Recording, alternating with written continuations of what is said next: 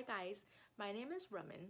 I am with R&R Event Rentals. We are based out of the San Francisco Bay Area, and today I wanted to talk to you guys a little bit about wedding planning in the current situation with the coronavirus and some tips on what to do if you are one of the couples that are in the process of postponing your events. So, taking us back a little bit to how this all began, the coronavirus first started affecting weddings and events in the beginning of March, specifically about the second week of March. That's when an ordinance was put into place, and it was more of a recommendation at the time to have events that were no more than 250 guests. Now, with South Asian weddings, Indian weddings in specific, that is a small wedding. And so that was something that actually quickly changed from 250 to 50 guests, and then went to no more than 10 guests at a gathering with social distancing requirements put into place. Now, here in California, we're actually in a shelter in place, which means that businesses for the most part are closed, stores are closed. Only essential businesses such as hospitals and grocery stores and things of that sort are open. Everyone else is required to stay home as much as possible, not interact, not have play dates, not host get-togethers, and just to stop the spread of the virus. Now, of course, if you are a bride or a groom who is planning their wedding currently and your wedding date was set for April 2020 or May 2020, you guys are in a very tough position. And I think it's, better to come to the realization that you're going to need to postpone your events and accept it and, start the process of contacting vendors, contacting, venues, reading contracts. And I'm going to help you guys as much as I can with the steps to take if you're in that position of having to postpone your events. So the first thing that I would recommend is getting in touch with all of your vendors. That means your venue, your caterer, your decorator, florist, photographer, outfits, hair makeup, bakery for your cake, anyone that you've paid a deposit to, anybody that you have a contract with, and anybody that is a part of your wedding. Start reaching out if you haven't already, or if they haven't already reached out to you, and start the discussion. Communication is key to get through this time together. Now, hopefully you've assembled a really good team of vendors that are reputable, that are willing to work with you. I think most of the vendors that I know are willing to work with their clients as much as possible to make the transition from, an April or May 2020 date to a future date as easy as possible. Now, here are some steps that you should take if you are one of the couples that are in that position. Start with contacting your venue. I think chatting with your venue to see what their options are in terms of postponing your event to a new date, what their policies are, what dates they have available, deposit questions, things like that. That's going to be the first vendor that you really want to reach out to. Once you have some information from your vendors, in terms of different policies that they have in terms of cancellations and postponements, and once you talk to your venue, the next thing to do is to find a date that works for the majority of your vendors.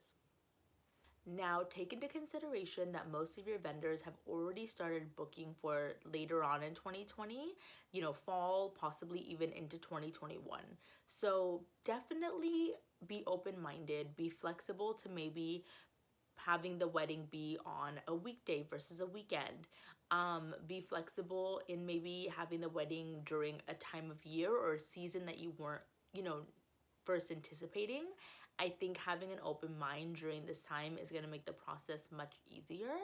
And again, communication with your vendors is going to be key in just helping you along this process. And the more open-minded and the more you're communicating with your vendor team, the easier the process is going to be for you. So once you chat with your venue and find out some date options, start contacting your vendors and ask them if those dates are available, or ask them, what dates are available for the rest of the year. Now, things are changing on a daily basis for vendors. So definitely do this sooner than later. The longer you wait, the less date options you're going to have available to you.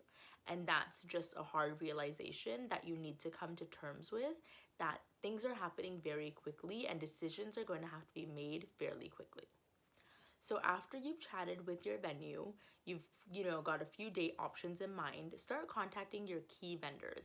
And when I say key vendors, I'm talking about the vendors that you really, really, really want to work with. Keep in mind, not every vendor may be available for the new date. If you're lucky, all your vendors will be available for, the new date that you've chosen. But realistically, let's say 20% of those vendors are already fully booked with other obligations, in which case they're not going to be available to work with you. So if you're in love with a photographer, you definitely want to check with their date and make them a priority vendor, and then you'll have other vendors such as maybe a makeup artist that you're not as keen on, or a bakery that you're willing to switch to, or you have a florist that isn't available but you'll find another florist that can make it work. Like, be flexible, think about which vendors are a priority to you and which ones you really want to work with, and schedule a date that works for the majority of those vendors. Now, I know this is a really tough process, mentally, emotionally, physically, to have to come to the realization that your wedding may not be happening the way that you have been imagining for quite some time. But don't lose hope. Keep your spirits high.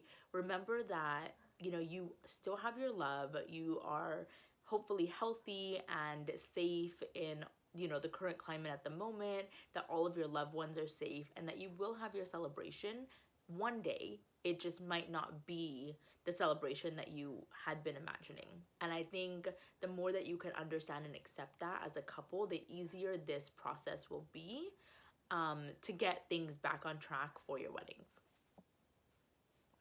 So I want to talk to you guys a little bit about deposit payments and payments that have been made to your vendors. This is a huge topic and a concern to a lot of you, as at the end of the day, financially, we need to be smart and, figure out exactly what's happening. So as a couple, if you've already paid deposits to your vendors, which most likely you have, hopefully they're available for a new date, and hopefully those vendors are willing to just transfer that deposit over to the new date with no penalties, because the situation is so unexpected and so unwarranted. Now, you might have vendors that may not have been available for the new date that you selected, in which case the deposit payment most likely is non-refundable. I would talk to your vendors, and instead of asking for a refund, which is very tough for a vendor to accommodate, I would ask them for options in terms of different services that they could possibly provide to you because they're not available on your wedding date. Talking to vendors about options, I think, is really important. And a couple examples of that would be, perhaps your photographer that you really wanted to work with is unavailable, but you've already paid them. So maybe those services can be used for pre-wedding events such as bridal showers, bachelorette parties. Maybe you're doing a wedding mixer or rehearsal dinner. Be flexible on how you can utilize their services. Maybe they can do an engagement shoot for you, or multiple engagement shoots for you at different locations, where you can utilize their services for the, deposit payments that you've already made to them. I think this is definitely going to be based on vendor to vendor and based on what services they might be providing. And again, communication is key to seeing what your vendors are comfortable with and what you're comfortable with as a couple. Another example of this might be a makeup artist. Maybe the makeup artist that you wanted to use is unavailable for your wedding date. Perhaps they can do your bridal shower makeup. Maybe they can give you a skincare service. Maybe they can do hair makeup for your bachelorette party or some other event that you're having. Or maybe they can hold the deposit that you've made, and in the future when you have a baby shower or a birthday party, maybe they can utilize your services there. I think definitely keep an open mind and chat with your vendors about different options that they can provide to you for payments that you've already made to them. So I want to touch a little bit on, brides and grooms, couples out there. If you guys are planning a wedding for June, July, maybe end of May, and are holding out hope that things will get back to normal, I feel where you guys are coming from, but I wanted to talk about a few things to give you a little bit of perspective and just something to think about. One thing that I've realized with a lot of the couples that we're currently dealing with is the longer that you sit in that limbo state of, am I having an event or am I not having an event? I think the harder it is. When you just make the decision to postpone and you put your, eggs in that basket and you start moving forward, it's almost like you've accepted it and you can then process. When you're sitting in that state of limbo and you can't decide what to do and you're just watching the news every day and then you're talking to your vendors and you're just, very wishy-washy because nobody knows what the future holds, I think that's almost a harder space to be in mentally and emotionally than if you just accept what's going on and make the decision to postpone. Another thing that I wanted to, touch base on was guest counts. Now, because there have been regulations that were put into place in the beginning of March, as I mentioned, about reducing guest counts, we don't know if even once things, quote unquote, return back to normal, that will there be any regulations put into place on how many guests are allowed to attend events, or are events allowed to happen? I think your venue is going to be one of the vendors that can really let you know where they stand on something like this and what they would recommend. But I think if you are a May, June, possibly July bride or groom, these are things that you guys are really going to have to think about. Now, with all of the travel bans that have been put into place, we have to think about guests. And are guests going to be able to fly in the next few months and attend weddings? And then more so, are guests going to want to fly in the next few months and attend weddings? I don't know the answer to this question. I don't know the answer to a lot of these questions, but these are concerns that I'm getting and things that I think need to be thought about. And if you are having a wedding in the end of May, in June, in early July, I think these are hard questions that you really need to ask yourself. And I highly recommend postponing your event, to have the wedding that you always envisioned having.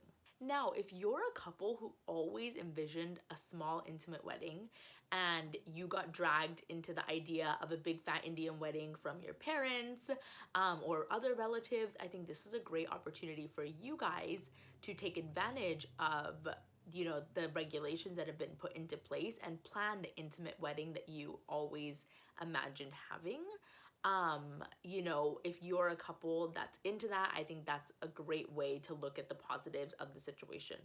Now, if you're the opposite and you are a couple who wanted a big, huge wedding with all of your friends and family, then we have to consider that that might not be a possibility this summer or possibly even this year. We do not know what the future holds. We can only do our best to plan for the future and be prepared as much as possible.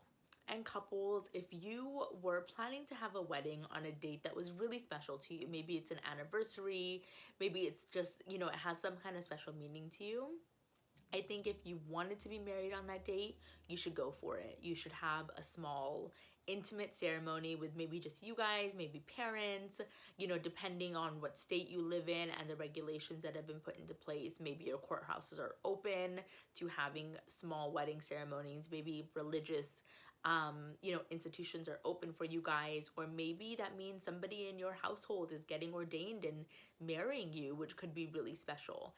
Don't take away the fact that you might not be able to have your celebration right now. Think about your love. If you really wanted to get married and then have your party and your celebration on a later date. If you're a couple that's getting married in August, September, October, November, December, anytime later in 2020, I have hope that things will go back to normal eventually and that you will be able to have your special day. Now, with that being said, it does not hurt to have the conversation with your vendors, find out options, take the steps that I've described in this video. Don't implement them, don't put them into place just yet, but have those, as a backup option. So if things continue the way they are and you are at a place where you have to think about postponing, that you've already done the legwork to get you there and you're ready to make those steps sooner than later. Okay guys, so I hope this was a really helpful video for you all. I tried to cover as many of the topics and questions that I've been getting from all of my clients, and I really wanted to share this information with you. Again, these are all based on my opinions, my professional conversations that I've had with other vendors in the industry, and just what I've seen on the news. Definitely use your own judgment. Weddings are so emotional, they're so personal, and nobody can tell you how to feel right now except for you. So remember that you are valid, you are loved, you will have your celebration eventually. You just might not be able to have it exactly the way that you imagined it. Stay positive, guys, and if you have any other questions, feel free to reach out to us. I'm going to put all of my information below so you guys can send us an email. We're here to help, so we will check in with you later.